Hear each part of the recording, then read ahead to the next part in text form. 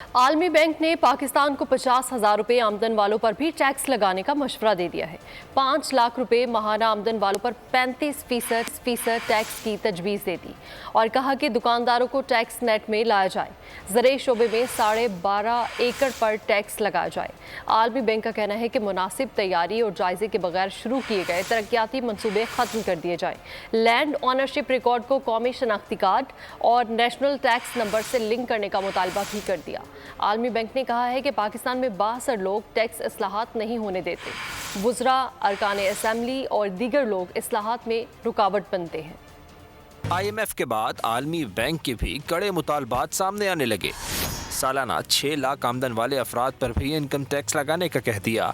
हुकूमत पाकिस्तान को दी गई तजवीज़ में वर्ल्ड बैंक का कहना था कि 5 लाख रुपए माहाना आमदन वाले पर 35% टैक्स लगाया जाए।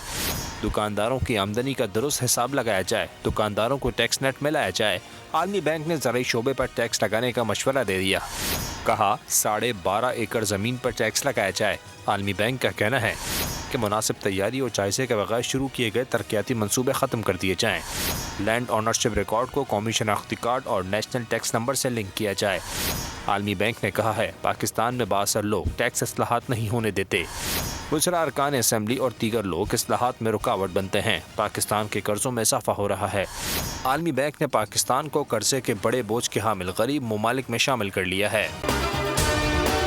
अगर आपको हमारी ये वीडियो पसंद आई है तो हमारे चैनल को सब्सक्राइब करें और बेल आइकन पर क्लिक करें। सब्सक्राइब करें और बेल दबाएं ताकि कोई खबर रह न जाए।